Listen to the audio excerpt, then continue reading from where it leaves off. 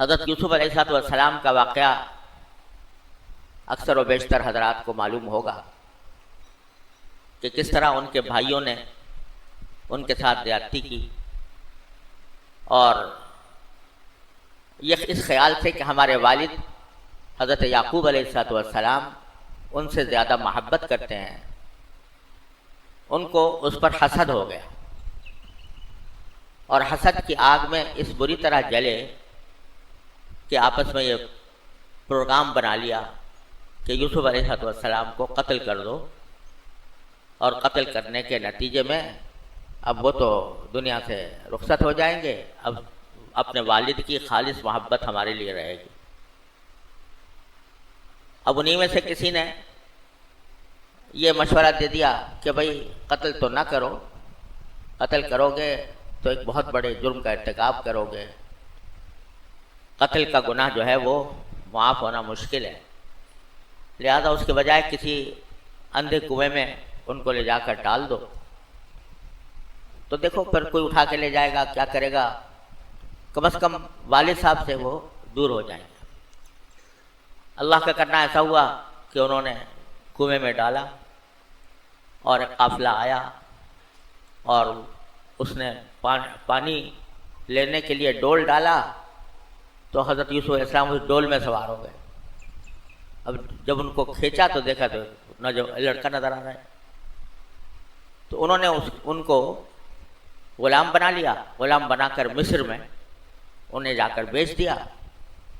مصر کا جو حاکم تھا اس نے اسے خریدا اور کہا کہ بھئی ہم اس کو اپنا بیٹا بنا لیں گے۔ جب بڑے ہوئے تو ان کی جو اہلیہ تھی عزیز مصر کی، اس نے حضرت یوسف علیہ السلام پر ڈورے ڈالے، اور جب حضرت یوسف علیہ السلام کو اللہ تعالیٰ نے اس آزمائش سے بچایا کہ ایک بڑی صاحب منصب و جمال عورت، اور وہ اپنی طرف گناہ کی دعوت دے رہی ہے، اور حضرت یوسف علیہ السلام جو جوانی کے بھرپور زمانے میں ہیں، اور خود اللہ تبارک و تعالیٰ نے فضل و کرم سے اللہ نے ان کو حسن و جمال ایسا عطا فرمایا تھا کہ اس کی نظیر نہیں ملتی تھی۔ ایسی آزمائش سے اللہ تعالیٰ نے اس طرح نکالا کہ جب حضرت یوسف علیہ السلام نے دیکھا کہ زلیخا نے جو بیوی تھی عزیز مصر کی، اس نے چاروں طرف جو دروازے تھے ان پر تالے ڈال دیے تھے تاکہ یہ کہیں باہر نہ نکل سکے۔ جب اس نے گناہ کا ارادہ کیا تو حضرت یوسف علیہ السلام باوجود کہ انسان تھے، نوجوان تھے، اور یہ تنہائی کا موقع تھا، لیکن انہوں نے دو کام کیے۔ تو میں عرض یہ کر رہا تھا کہ حضرت یوسف علیہ السلام کے واقعے میں اللہ تعالیٰ نے بہت تفصیل سے بیان کیا ہے سورہ یوسف میں، اور اس کو احسن القصص قرار دیا، بہترین واقعات، تاریخ کا بہترین واقعہ اس کو قرار دیا احسن القصص۔ تو محض قصہ گوئی کے لیے نہیں ہے، محض افسانہ ترازی کے لیے نہیں ہے، بلکہ اس کے ایک ایک قدم پر بڑی عظیم حکمتیں ہیں، عظیم فوائد ہیں، عظیم سبق ہیں۔ اللہ تبارک و تعالی ہمیں ان کو سمجھنے اور ان کے اوپر عمل کرنے کی توفیق عطا فرمائے۔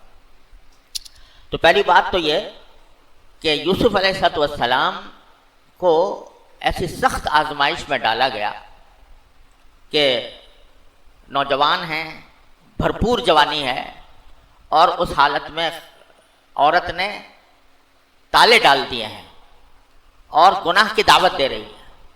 عورت بھی وہ جو اپنے آقا کی بیوی ہے، جس کا ایک ذہن پر ایک انسان کے اوپر ایک روب بھی ہوتا ہے، وہ ہے، حسن و جمال بھی ہے، اور اس حالت میں وہ دعوت دیتی ہے تالے ڈال کر۔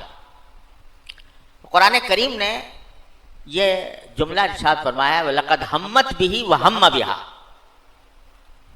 اس نے تو ارادہ کر ہی لیا تھا حضرت یوسف علیہ السلام کے ساتھ گناہ کرنے کا، اس نے تو ارادہ کر ہی لیا تھا۔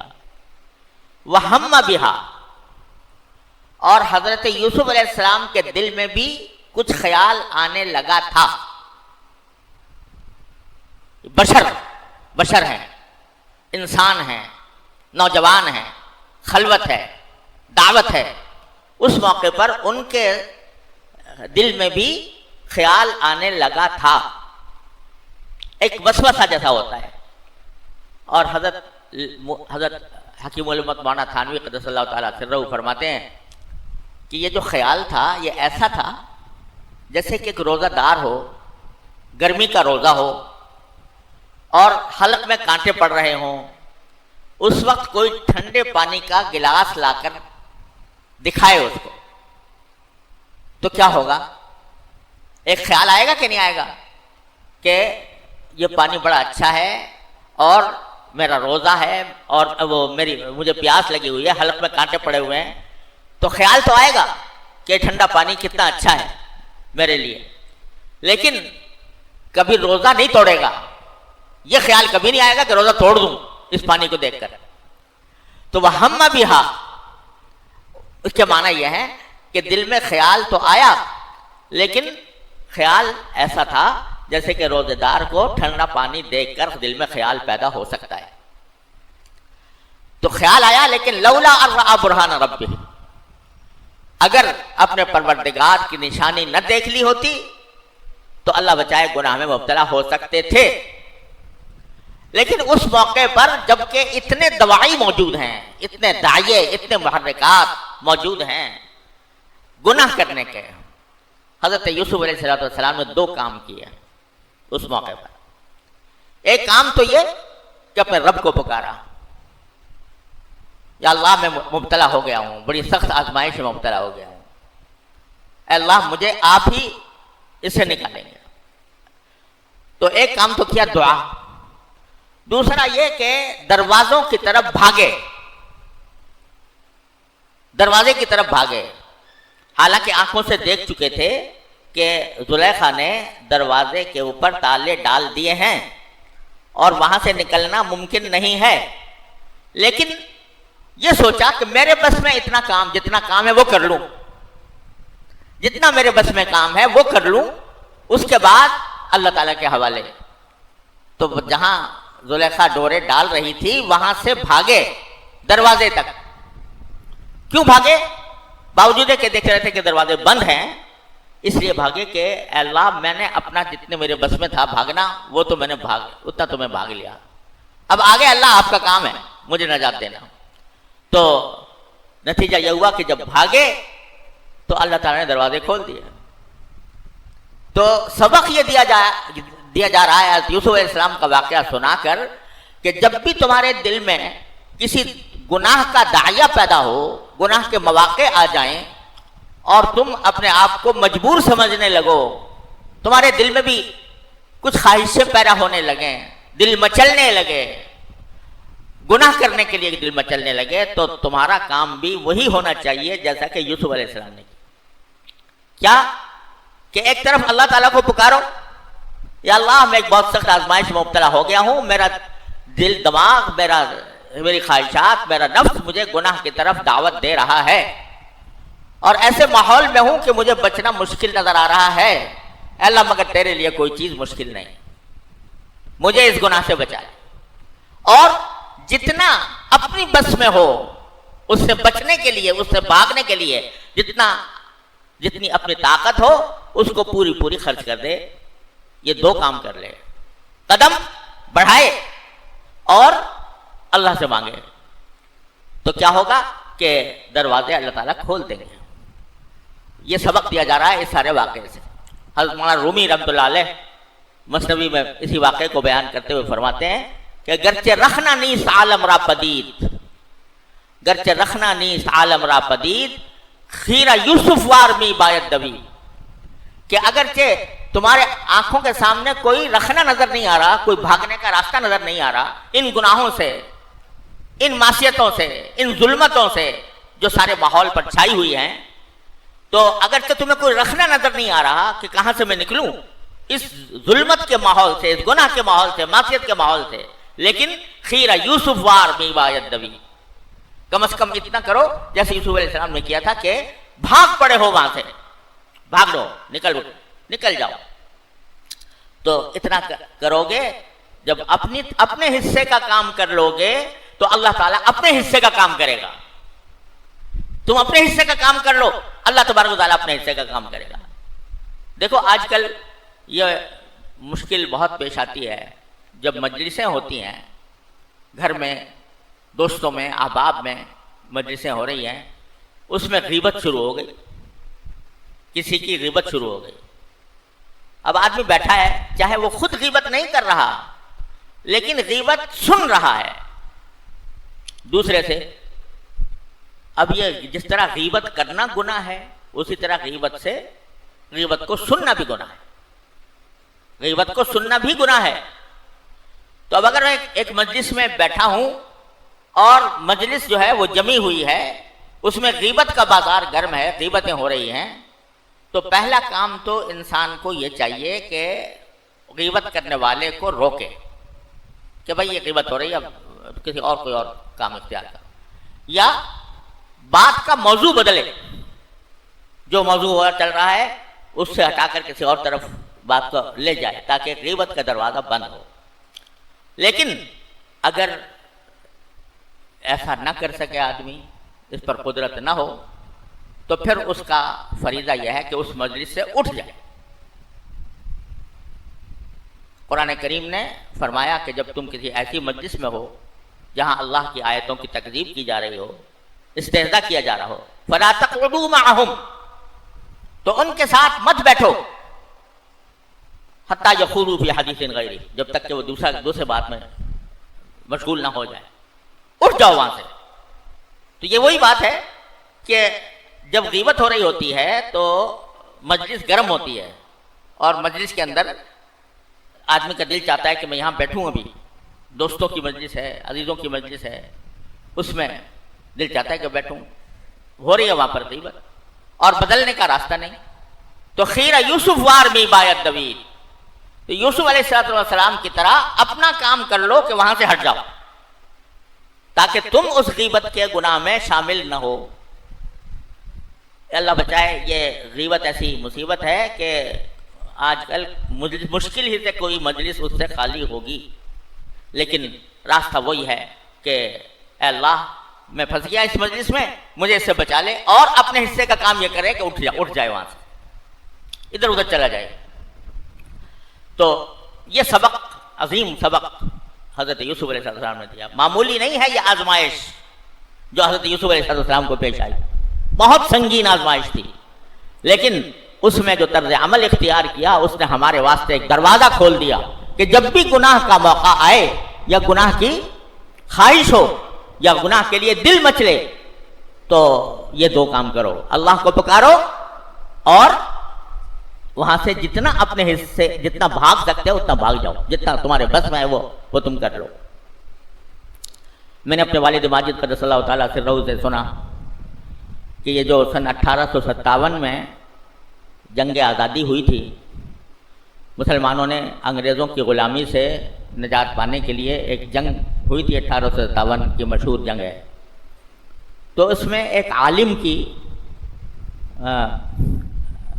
کا واقعہ حضرت والد صاحب رحمۃ اللہ علیہ سے سنا کہ ان کو چونکہ چاروں طرف قتل عام ہو رہا تھا، انگریزوں کی طرف سے چاروں طرف قتل عام تھا مسلمانوں کا، گھر سے باہر نکلنا ممکن نہیں تھا، گھر سے باہر نکلیں تو موت سامنے تھی. تو ایک وہ عالم جو تھے وہ اپنے گھر میں محصور تھے، یہاں تک کہ کھانا ختم ہو گیا، پانی ختم ہو گیا، فاقے گزرے، کئی دن تک فاقے گزرے، یہاں تک کہ ایک وقت ایسا آ گیا کہ پانی بھی ختم ہو گیا، اور پانی کے لیے کوئی اکیلے آدمی تھے اور باقی لوگ شہید ہو چکے تھے، تو اکیلے تھے، پانی کا باہر سے لانے کا کوئی راستہ نہیں تھا.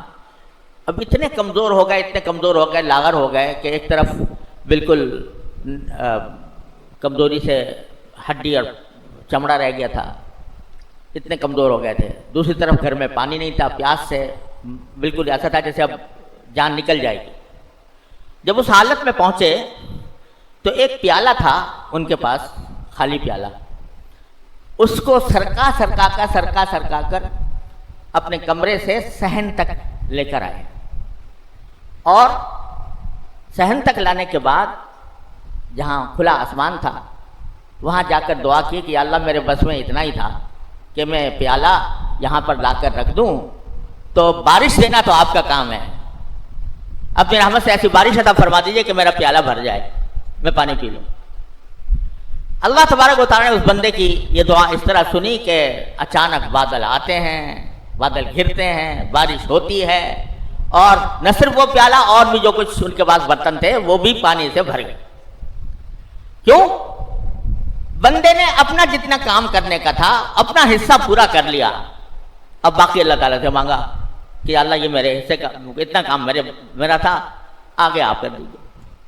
میں نے آپ کو شاید پہلے بھی واقعہ سنایا تھا مولانا مظفر حسین کاندھلوی صاحب رحمۃ اللہ علیہ کا، کہ ایک نواب صاحب تھے، ان کو جا کر تبلیغ کی کہ تم نماز پڑھا کرو، تو انہوں نے کہا جی نماز تو پڑھ لوں لیکن مجھ سے وضو نہیں ہوتا،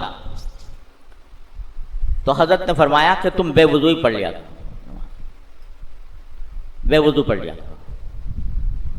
اب وہ ساتھی بھی حیران تھے کہ بھئی تو ان کو بغیر وضو کے نماز پڑھنے کو کیسے کہہ دیا، لیکن اس سے تو یہ کہہ دیا کہ بغیر وضو کے پڑھ لیا کرو۔ پھر باہر آ کر ایک مسجد تھی، اس کے اندر نماز پڑھی اور نماز پڑھ کے سجدے میں گر گئے اور خوب روئے، اور رو کر یہ کہا کہ یا اللہ میرے بس میں اتنا ہی تھا کہ میں اس سے یہ وعدہ لے لوں کہ وہ نماز پڑھے چاہے بے وضو پڑھے، اب وضو کرانا تمہارا اللہ میاں آپ کا کام ہے۔ روئے روئے روئے اور اللہ تعالیٰ سے فریاد کی کہ اللہ اس کو اتنا میں نے کھڑا تو کر دیا، آگے آپ کا کام۔ جب اگلا دن آیا، ظہر کا وقت آیا، تو وہ نواب صاحب جو تھے انہوں نے دل میں خیال آیا کہ میں نے وعدہ کیا ہے کہ نماز پڑھوں گا، یہ کہا تھا میں کہ اگلے ظہر سے نماز شروع کروں گا، نماز کا میں نے وعدہ کیا ہے تو چلوں مسجد جا کے نماز پڑھوں۔ مگر ساتھ ہی دل میں خیال آیا کہ خدا کے بندے ساری زندگی میں پہلی بار نماز پڑھنے جا رہا ہے، آج تو وضو کیا تجھے غسل کر لینا چاہیے۔ تو غسل کر کے پھر گیا مسجد میں اور جا کر پوری نماز قاعدے کے ساتھ پڑھی، اور نماز پڑھی اور دل اللہ نے بدل دیا۔ تو یہ اپنے حصے کا کام بندہ کر لے اور پھر اللہ کے حوالے کرے، افوض امری الی اللہ ان اللہ بصیر بالعباد۔ یہ بات سکھائی ہے حضرت یوسف علیہ السلام نے کر کے۔ تو ہمارے لیے ایک بہت بڑا سبق، عظیم سبق تو یہ ہے حضرت یوسف علیہ السلام کی زندگی میں کہ بھائی اپنا حصے کا کام کرو اور دعا کرو۔ جو دین کی طرف نہیں چل رہا وہ تھوڑا سا قدم بڑھائے اور بڑھا کر اللہ سے مانگے، یا اللہ اتنا میں نے کر لیا، آگے آپ مجھ سے کرا لیجئے۔ ممکن نہیں ہے کہ اللہ تبارک و تعالیٰ اس کی دعا کو رد کریں۔ جب کوئی بندہ اپنے حصے کا کام، یوں تو خیر بھائی ہو نہیں سکتا کہ آدمی مشرق کو جا رہا ہے اور کہتا ہے اللہ میں مجھے مغرب پہنچا دے، لیکن مغرب کی طرف چلے، ایک قدم بڑھائے، 2 قدم بڑھائے، جتنا اس کے بس میں ہے اتنا کرے، اور پھر اللہ کو پکارے کہ اللہ مجھے منزل تک پہنچا دیجیے، تو اللہ تبارک و تعالیٰ اپنے فضل و کرم سے پہنچا دیتے ہیں۔ بس یہ نقطہ یاد رکھیں، آج کی دنیا میں ہمارے سامنے گناہوں کے اتنے تقاضے آتے ہیں، اتنے تقاضے آتے ہیں کہ آدمی سوچتا ہے کہ یا اللہ میں اس سارے ماحول سے کس طرح بچوں گا، کس طرح نکلوں گا۔ تو یہ نقطہ یاد رکھو کہ اللہ کو پکارو، اپنے حصے کا کام کر لو، بس پھر دیکھو کہ اللہ تبارک و تعالیٰ کس طرح تمہیں بچاتے ہیں گناہوں سے۔ اللہ تبارک و تعالیٰ اپنے رحمت سے ہم سب کو اس پر عمل کرنے کی توفیق عطا فرمائے۔ تو ایک تو نقطہ یہ تھا حضرت یوسف علیہ السلام کے واقعے میں۔ دوسرا یہ کہ اس پرہیزگاری کی وجہ سے، یعنی گناہ سے بچنے کا جو صلہ ملا ان کو، وہ کیا ملا کہ قید خانے میں ڈال دیا گیا۔ زلیخا نے حضرت یوسف علیہ السلام کو قید خانے میں ڈال دیا۔ اب یہ اتنا عظیم کارنامہ انہوں نے انجام دیا کہ معصیت سے بچنے کے لیے انہوں نے وہ طریقہ اختیار کیا جو ایک اولو العزم انسان کر سکتا ہے۔ صلہ یہ ملا کہ اس میں ڈال دیا قید خانے میں، اور برسوں رہے اس میں قید خانوں میں۔ تو سبق یہ مل رہا ہے کہ بعض اوقات انسان کو نیکی اختیار کرنے کے نتیجے میں دنیا کے اندر کچھ مسائل پیش آتے ہیں، وہ بھی ایک آزمائش ہوتی ہے کہ آیا اس نے وہ آزمائش کو بھی برداشت کرے گا دنیا میں یا نہیں۔ زلیخا نے کہہ دیا تھا لَلَّمْ يَفْعَلْ مَا أَمْرُهُ لَيُسْجَنَنَّ وَلَيَكُونَ مِنَ الصَّاغِرِينَ، اگر یہ میری بات نہیں مانیں گے تو ان کو قید کیا جائے گا اور دنیا میں ذلت ان کو اٹھانی پڑے گی۔ تو کیا کہا حضرت یوسف علیہ السلام کہ رب السجن احب الی مما یدعوننی الیہ، اے پروردگار جس گناہ کی طرف یہ عورتیں دعوت دے رہی ہیں اس کے مقابلے میں مجھے قید ہو جانا زیادہ پسند ہے۔ تو آزمائش آئی، قید والی آئی۔ قید میں جب قید تھے تو وہاں دو ساتھی قید کے تھے، انہوں نے آ کے خواب کی تعبیر پوچھی۔ اللہ تعالیٰ نے خواب کی تعبیر دینے کا خاص علم ان کو عطا فرمایا تھا۔ خواب کی تعبیر پوچھی تو قبل اس کے کہ خواب کی تعبیر بتاتے پہلے دعوت دی ان کو اسلام کی کہ اے میرے ساتھ قید ہونے والوں، میں تمہیں دعوت دیتا ہوں کہ یہ جو لوگوں نے شرک اختیار کیا ہوا ہے، بتوں کی بت پرستی لوگ کرتے ہیں، اس سے اپنے آپ کو بچاؤ۔ تو یہ سبق دیا کہ جب بھی کسی انسان کو دوسرے کے ساتھ ملاقات میں موقع ملے تو حق بات اس کو محبت اور پیار سے پہنچانی چاہیے۔ اس کو یہ دعوت دی۔ پھر کہا، پہلے کہہ دیا کہ بھئی الحمدللہ مجھے اللہ تعالیٰ نے خواب کی تعبیر کا علم دیا ہے اور میں تمہیں یہ بتا سکتا ہوں ابھی کہ تمہارے پاس اگلے دن کا کھانا کون سا آئے گا، لیکن میں وہ تعبیر بعد میں بتاؤں گا، پہلے میری ایک بات سن لو، اور وہ یہ کہ بتاؤ جو لوگ دوسرے لوگوں کی پرستش کرتے ہیں، شرک کرتے ہیں، وہ بہتر ہے یا میرا پروردگار جو واحد قہار ہے؟ انی ترکت ملت قوم لا یؤمنون باللہ، میں ان لوگوں کے مذہب سے بیزار ہو چکا ہوں کہ جو اللہ کے اوپر تنہا ایمان نہیں لاتے بلکہ وہ شرک کا ارتکاب کرتے ہیں۔ دعوت دی میں۔ اس کے بعد ان کو خواب کی تعبیر بھی بتا دی۔ اس خواب کی تعبیر بتانے کا نتیجہ یہ ہوا کہ ایک شخص کے جس کو بعد میں رہائی مل گئی، وہ بادشاہ کے دربار میں بیٹھا ہوا، تو بادشاہ نے کہا کہ میں نے خواب دیکھا ہے، کوئی ہے جو مجھے اس کی تعبیر بتائے؟ تو اس کے ذہن میں فوراً آیا کہ بھئی تعبیر تو وہ بہت اچھی دیتے ہیں۔ تو اس نے کہا کہ ایک قیدی ہیں، بہت دنوں سے قید میں پڑے ہوئے ہیں، وہ خواب کی تعبیر بہت اچھی بتاتے ہیں، تو ان کے پاس مجھے بھیج دو۔ بادشاہ نے بھیج دیا، انہوں نے تعبیر بتا دی حضرت یوسف علیہ السلام۔ اس نے خواب میں دیکھا تھا کہ 7 موٹی موٹی گائے ہیں، ان کو 7 پتلی پتلی گائیں کھا رہی ہیں، یہ خواب دیکھا تھا۔ اور جو ہے 2 خواب دیکھے، ایک یہ اور ایک یہ کہ وہ جو اس کے پودے ہوتے ہیں وہ کچھ تو سرسبز دیکھے تھے اور کچھ خشک دیکھے تھے پودے۔ تو انہوں نے تعبیر حضرت یوسف علیہ السلام نے یہ دی کہ تمہارے اوپر شروع میں خوشحالی آئے گی اور اس کے بعد پھر قحط پڑے گا، 7 سال قحط پڑے گا، اور اس کے بعد 7 سال کے بعد پھر دوبارہ خوشحالی آئے گی۔ یہ خواب کی تعبیر تھی جو حضرت یوسف علیہ السلام کو دینی تھی، لیکن تعبیر دینے سے پہلے حضرت یوسف علیہ السلام نے اس قحط سے بچنے کا طریقہ بتایا کہ ایسا کرو کہ 7 سال تم بہت محنت سے کاشتکاری کرو اور بہت زرعی پیداوار تمہاری بہت زیادہ ہو جائے، گندم بہت زیادہ پیدا ہو جائے، اتنا زیادہ کام کرو 7 سال۔ 7 سال کے بعد تمہارے اوپر قحط آئے گا، تو جتنا تم نے پہلے 7 سال کے اندر جو گندم اگایا ہے تو تھوڑا بہت تو کھا لیا کرو، باقی جو ہے محفوظ رکھو، ذخیرہ کر لو۔ تو جب وہ 7 سال قحط والے آئیں گے تو جو تم نے ذخیرہ کیا تھا وہ اس وقت کام آئیں گے، اور اس کے بعد پھر 7 سال کے بعد پھر دوبارہ خوشحالی کا وقت آئے گا۔ تو تعبیر بعد میں بتائی، اس تعبیر کے نتیجے میں جو خرابی آنے والی تھی، جو پریشانی آنے والی تھی، اس کا حل پہلے بتا دیا۔ یہ حل ہے اس کا۔ یہ سبق دیا ہم جیسے لوگوں کو، جن سے لوگ مسائل پوچھتے ہیں کہ بھائی جب تم کسی چیز کو کہو کہ یہ حرام ہے یا ناجائز ہے یا گناہ ہے تو اس سے بچنے کا اور اس سے بچ کر کوئی دوسرا طریقہ اختیار کرنے کا کہ بھی ان کو تدبیر سمجھاؤ کہ اگر تم بچنا چاہتے ہو تو یہ کرو. تو اس طرح بادشاہ کی سمجھ میں آ گیا. اس نے کہا بھائی اتنے تو بڑی زبردست مجھے تعبیر بتائی ہے, ان کو میرے پاس لے آؤ. بادشاہ کے پاس آ گئے. بادشاہ نے کہا کہ میں اب تمہارا اپنا مقرب بناؤں گا. تو انہوں نے کہا کہ پھر ٹھیک ہے, آپ مجھے ملک کے خزانے کا وزیر خزانہ آپ مجھے بنا دیں. جب اس نے طے کر لیا تھا کہ کچھ نہ کچھ بنانا ہے تو انہوں نے کہا مجھے یہ دے دیں, کیونکہ میں انشاءاللہ یہ کام اچھے طریقے سے انجام دوں گا. تو جب وہ قحط والے سال آئے تو انہوں نے راشن بندی کر دی کہ بھائی ہر ایک کو اتنا جو ہے گندم دیا جائے گا. اب اس گندم کو حاصل کرنے کے لیے ساری دنیا کے لوگ آنے لگے, سارے مملکت کے کہ وہ قحط کا زمانہ ہے, گندم مل جائے.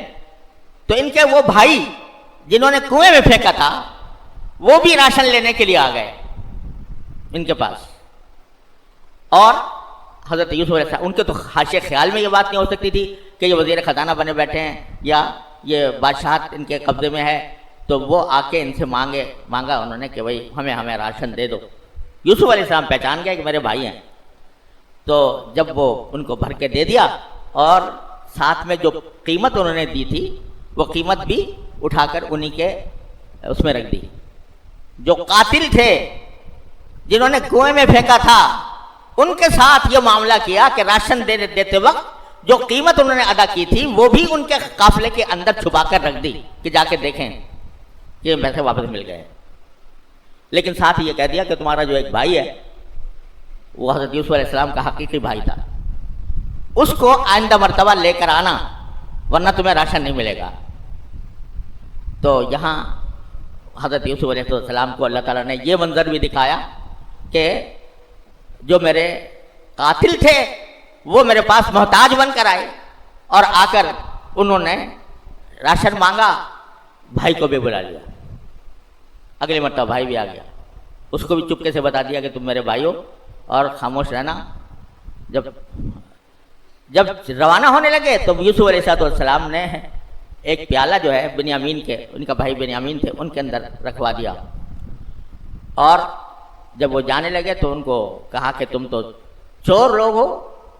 انہوں نے کہا بھائی کیا ہوا, کیا ہم نے کیا چوری کی کہ تم نے بادشاہ کا پیالہ جو ہے وہ گم کر دیا ہے, وہ تم نے چوری کر دیا. بھائی انہوں نے کہا اللہ کے بندو ہم تو سیدھے سادھے آدمی ہیں, ہم نے کبھی چوری نہیں کی. تو حضرت یوسف علیہ السلام نے کہا کہ پھر کیا ہوگا؟ کہا کہ جس کے مال میں سے نکل آئے پیالہ آپ اس کو غلام بنا کے رکھ لیجئے اپنے پاس. اب جو سارا چیکنگ کری سارے سامان کی تو بنیامین کے سامان میں پیالہ نکل آیا. اب ان کے پاس کوئی عذر نہیں تھا کہ ٹھیکو. اب وہ بنیامین کو حضرت یوسف نے اپنے پاس رکھ لیا اس پیالے کی وجہ سے. جانتے تھے کہ حضرت یعقوب علیہ السلام کو جب اطلاع ملے گی تو کیا ان کا حال ہوگا کہ ایک تو پہلے چلا گیا تھا بھائی, ایک اب چلا جائے گا.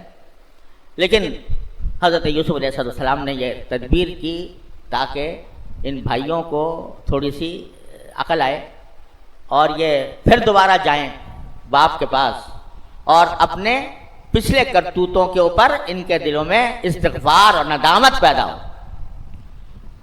وہاں گئے, حضرت یعقوب علیہ السلام سے کہا کہ جی اس طرح ہو گیا اور ہم نے تو بڑی عبادت کی تھی بنیامین کی مگر وہ قید ہو گیا.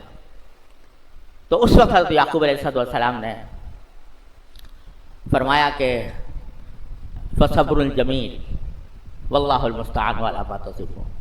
صبر ہی بہتر راستہ ہے اور اللہ تبارک و تعالی جو ہے اس سے مانگو اور جاؤ اور تلاش کرو. یوسف کو بھی تلاش کرو, بنیامین کو بھی تلاش کرو. تو یہ روتے پیٹتے کسی طرح پھر پہنچے مصر اور حضرت یوسف علیہ السلام سے جا کر کہا کہ ہم تو بڑی مصیبت میں آ گئے ہیں اور ہمارے والد بوڑھے ہیں. تو اس وقت حضرت یوسف علیہ السلام نے راز کھولا, کہا کہ آپ کو پتہ ہے کہ آپ نے اپنے بھائیوں کے ساتھ کیا سلوک کیا تھا. اس وقت انہوں نے آنکھیں پھٹ گئیں کہ کیا تم ہی یوسف ہو؟ اِنَّکَ لَأَنْتَ یوسف. تو یوسف علیہ السلام نے کہا ہاذا انا یوسف وہذا اخی، ہاں میں یوسف ہوں اور یہ میرا بھائی ہے، اور اب جاؤ، میں تمہیں کوئی ملامت نہیں کرتا، لا تثریب علیکم اليوم، آج میں تم پر کوئی ملامت نہیں کرتا، جاؤ اور جا کر میرے قمیص جو ہے، حضرت یعقوب علیہ السلام کی آنکھیں روتے روتے چلی گئی تھیں، نابینا ہو گئے تھے، کہا کہ یہ میرا قمیص لے جاؤ اور جا کے میرے والد کے منہ پر ڈال دو تو وہ ان کی آنکھیں واپس آ جائیں گی، اور پھر ان کو لے آؤ یہاں. تو جو ہی حضرت یوسف علیہ السلام کی قمیص وہاں سے روانہ ہوئی، ادھر یعقوب علیہ السلام فرما رہے ہیں وہاں کنعان میں کہ ارے بھائی مجھے تو یوسف کی خوشبو آ رہی ہے، یوسف کا ابھی قمیص یہاں سے چلا ہے مصر سے کنعان کی طرف، اور کنعان میں بیٹھے ہوئے یعقوب علیہ السلام کہہ رہے ہیں انی لاجد ریح یوسف لولا ان تفندون، لوگوں سے کہہ رہے ہیں کہ تم کہو گے کہ یہ بوڑھا سٹیا گیا ہے، لیکن کہو یا نہ کہو مجھے تو خوشبو آ رہی ہے، یوسف کی خوشبو آ رہی ہے.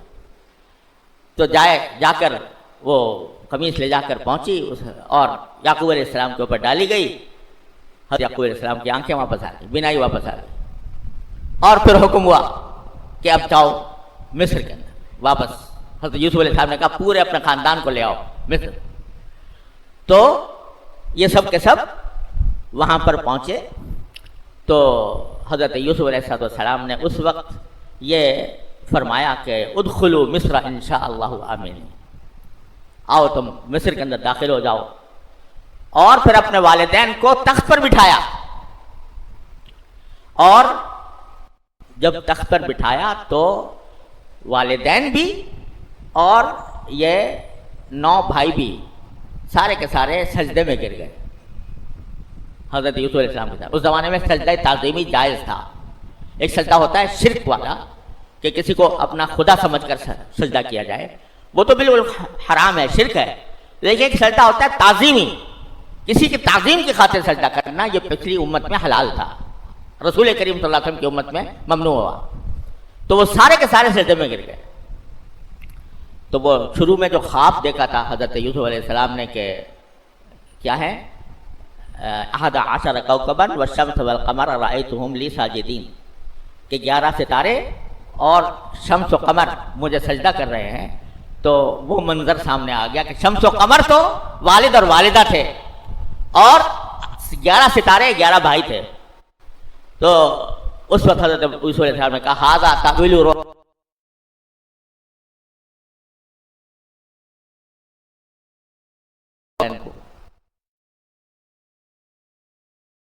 کہ جی اس طرح مجھے میں ڈال دیا گیا، وہاں میں مصر کے عزیز کے پاس رہا کہ اس نے میرے ساتھ یہ زیادتی کی، اس کی عورت نے 3 سال قید میں رہا، قید میں کیا کیا مصیبتیں آئیں، اور پھر جا کر کہیں مجھے نجات دکھڑا سنا تھا. لیکن حضرت یوسف علیہ السلام کیا فرماتے ہیں کہ والد سے خطاب کرتے ہوئے ابا جان ھذا تأویل رؤیا من قبل، میں نے جو اس کی تعبیر ہے قد جعلها ربی حقا، میرے پروردگار نے اس کو سچا کر دیا. وقد احسن بی اذ اخرجنی من السجن، لیکن نکلنے کا ذکر احسن بی اذ اخرجنی من، پر احسان کیا اللہ تعالیٰ نے کہ مجھے قید خانے سے نکال دیا.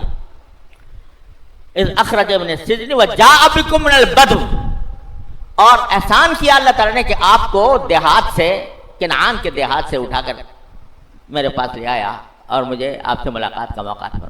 جدائی کا ذکر نہیں کہ کتنے سال جدا رہا، کتنے سال آپ نے تکلیف اٹھائی، کتنے سال میں نے تکلیف اٹھائی، اس کا ذکر نہیں، بلکہ جاء بکم من البدو. اب بھائیوں کے ساتھ جو معاملہ ہوا تھا تو کہہ دیا من بعد ان نزغ الشیطان بینی وبین اخوتی، کہ میں اور میرے بھائیوں کے درمیان شیطان نے رکھنا ڈالا تھا. اس کے بعد اللہ تبارک و تعالیٰ نے اس رکھنے کو دور کر دیا، مجھے یہاں پر پہنچا دیا، آپ کو یہاں تک پہنچا دیا، مجھے قید خانے سے نجات عطا فرمائی. اللہ. اور پھر کہا کہ ان ربی لطیف لما یشاء، میرا پروردگار لطیف طریقے سے وہ کام کرتا ہے جو چاہتا ہے، لطیف طریقے سے، لطف کے ساتھ وہ کرتا ہے جو چاہتا ہے، انہ العلیم الحکیم۔ یہ بات تو والد سے کہی، یعنی سارا دکھڑا سنانے کے بجائے اللہ تعالیٰ کے احسانات کا ذکر کر کے جو کام چاہتے ہیں وہ بڑے لطیف طریقے سے انجام دیتے ہیں۔ انہ العلیم الحکیم، یہ تو والد سے کہا۔ اب اللہ تعالیٰ سے خطاب کیا، کیا؟ رب قد آتیتنی من الملک وعلمتنی من تعویل الاحادیث، اے میرے پروردگار آپ نے مجھے سلطنت عطا فرمائی۔ بعد میں بادشاہ نے ساری سلطنت ان کو سونپ دی تھی، حضرت یوسف علیہ السلام۔ اے پروردگار آپ نے مجھے سلطنت عطا فرمائی، وعلمتنی من تعویل الاحادیث، اور مجھے تعبیر بتانے کا علم عطا فرمایا۔ تو ساری جو اپنا منصب تھا، اپنی شوکت تھی، اپنی بادشاہت تھی، اپنا جو جاہ و جلال تھا، وہ سب یہ کہہ کر کہ اللہ یہ سب آپ کی عطا ہے، میں کچھ نہیں ہوں، آپ کی عطا ہے، آپ نے مجھے سلطنت عطا فرمائی، آپ نے مجھے وہ علم بخشا تعویل الاحادیث کا، جس کے نتیجے میں اللہ تعالیٰ نے مجھے یہاں تک پہنچایا۔ یہ سب آپ کا عمل ہے، میرا ذاتی کچھ بھی نہیں۔ یہ بندگی سکھائی کہ آدمی کو کتنا ہی بڑا منصب حاصل ہو جائے، کتنا بڑا عہدہ مل جائے، سلطنت مل جائے، اور اس کی لوگوں میں شہرت ہو جائے، عزت ہو جائے، جاہ و جلال ہو جائے، لیکن اس کو ہمیشہ یاد رکھنا چاہیے کہ صرف اللہ جل جلالہ کی عطا ہے۔ جو لوگ اس حقیقت کو فراموش کر دیتے ہیں، کسی منصب پر پہنچنے کے بعد وہ اپنے آپ کو فرعون سمجھنے لگتے ہیں اور لوگوں کے اوپر اپنی فرعونیت کا سکہ بھی جمانا چاہتے ہیں، یہ اللہ تعالیٰ نے دکھا دیا کہ دیکھو ہمارے پیغمبر بھی بادشاہ بنے ہیں، لیکن اس طرح بنے ہیں کہ یہ کہتے ہوئے کہ رب قد آتیتنی من الملک، آپ نے مجھے یہ سلطنت عطا فرمائی ہے، میرا اپنے ذات میں میرا کچھ نہیں، آپ ہی عطا کرنے والے ہیں۔ تو جو کوئی اچھائی، جو کوئی شہرت، نیک نامی بندے کو حاصل ہو، تو اس کا کام یہ نہیں ہے کہ اس کی گردن اکڑ جائے، اس کا سینہ تن جائے، بلکہ اس کا کام یہ ہے کہ اس کا وہ سر جھکائے اپنے پروردگار۔ دیکھو نبی کریم سرور دو عالم صلی اللہ علیہ وسلم جب مکہ مکرمہ میں فاتح کے طور پر داخل ہوئے ہیں، مکہ مکرمہ، وہ مکہ مکرمہ جہاں ان کو تکلیفیں پہنچائی گئیں، اذیتیں دی گئیں، ان کے ساتھیوں کو تپتی ہوئی ریت پر لٹایا گیا، ان کے اوپر گرم سلاخوں سے ان کو داغا گیا، وہاں داخل ہو رہے ہیں فاتح ہونے۔ تو حضرت انس رضی اللہ تعالیٰ عنہ فرماتے ہیں کہ میرے ایسا منظر مجھے آج بھی ایسا لگتا ہے جیسے میری آنکھوں کے سامنے ہے کہ نبی کریم صلی اللہ علیہ وسلم ناقہ قصوہ کے اوپر سوار ہے، اپنی اونٹنی کے اوپر، اور گردن جھکی ہوئی ہے، تھوڑی زمین سے، تھوڑی جو ہے وہ سینے سے لگ رہی ہے، اور زبان مبارک پر یہ آیات ہیں کہ انا فتحنا لک فتحا مبینا، یہ آیتیں ہیں اور تھوڑی سینے سے لگی ہوئی ہے۔ کوئی فاتح ہوتا تو اکڑتا ہوا داخل ہوتا، کوئی ہوتا تو اپنے منصب کا، اپنے فاتح ہونے کا مظاہرہ کرتے ہوئے داخل ہوتا، لیکن ادھر عاجزی ہے اللہ تعالیٰ کے سامنے، ادھر یہ ہے کہ جو اپنا ہتھیار ڈال دے گا اسے امن ہے، جو اپنے گھر کا دروازہ بند کر لے گا اسے امن ہے، جو ابو سفیان کے گھر میں داخل ہو جائے گا اسے امن ہے، جو حرم میں داخل ہو جائے گا اسے امن ہے۔ کوئی دوسرا فاتح ہوتا تو خون کی ندیاں بہہ گئی ہوتی مکہ مکرمہ۔ اور اللہ تعالیٰ نے نبی کریم صلی اللہ علیہ وسلم کے لیے فتح مکہ کے موقع پر مکہ کی حرمت کو اٹھا لیا تھا، اجازت دی تھی کہ اگر تمہیں ضرورت پڑے تو تم یہاں پر خون بہا سکتے ہو۔ کوئی اور فاتح ہوتا تو خون کی ندیاں بہہ جاتی، لیکن یہاں سے اعلان عام ہو رہا ہے، جو ہتھیار ڈال دے اسے امن، جو حرم میں داخل ہو جائے اسے امن، جو ابو سفیان کے گھر میں داخل ہو جائے وہ امن، جو اپنے گھر کا دروازہ بند کر لے اسے امن۔ اس طرح داخل ہوئے نبی کریم صلی اللہ علیہ وسلم۔ تو جب اللہ کا بندہ ہو کر بادشاہ بنتا ہے تو پھر اس کی گردن نہیں اکڑتی، اس کا سینہ نہیں تنتا، وہ اس کی گردن اور جھک جاتی ہے اپنے بارگاہ کے، اللہ تعالیٰ کے بارگاہ میں۔ رب قد آتیتنی من الملک وعلمتنی من تعویل الاحادیث۔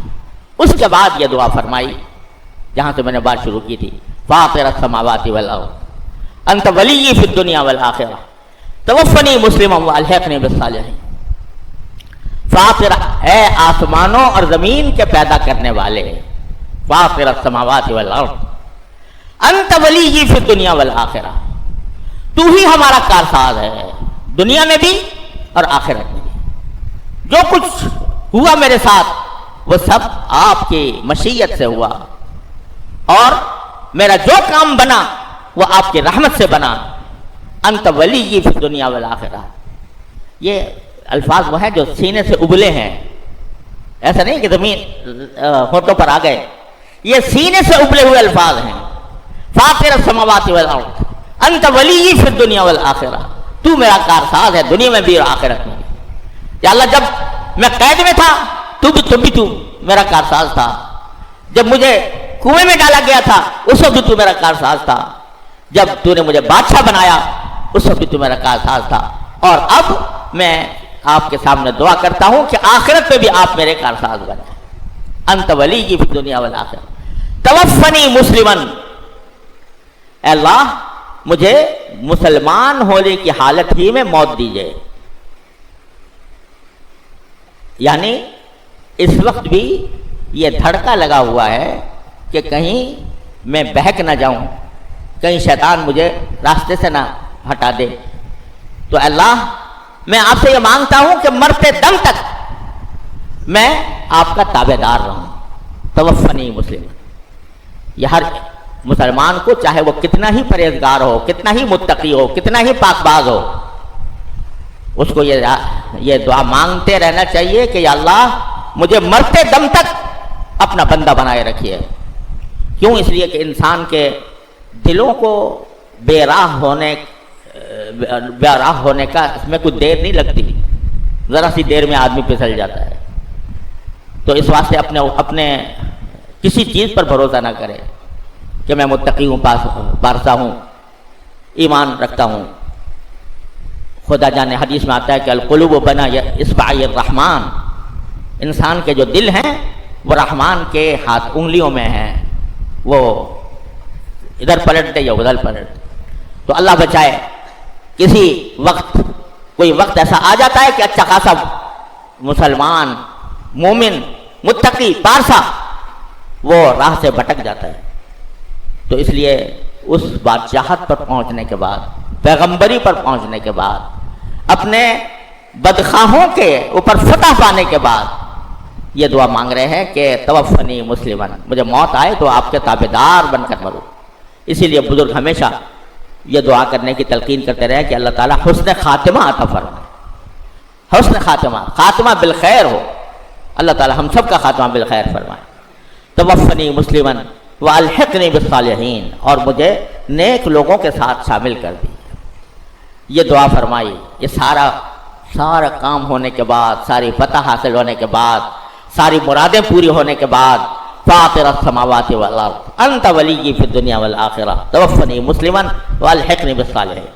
اللہ تعالی ہمیں بھی اس دعا کا مورد بنا دے اپنی رحمت سے۔ ہم بھی دعا کرتے ہیں فاطر السماوات والارض انت ولی فی الدنیا والآخرہ توفنی مسلمن والحقنی بالصالحین۔ اللہ تعالی ہمارا انجام بھی بخیر فرمائے، ہمیں نیک لوگوں کے ساتھ جا کر قبول فرمائے، ان کے ساتھ ہمیں ہمارا رشتہ جوڑ دے دنیا کے اندر بھی اور آخرت کے اندر بھی۔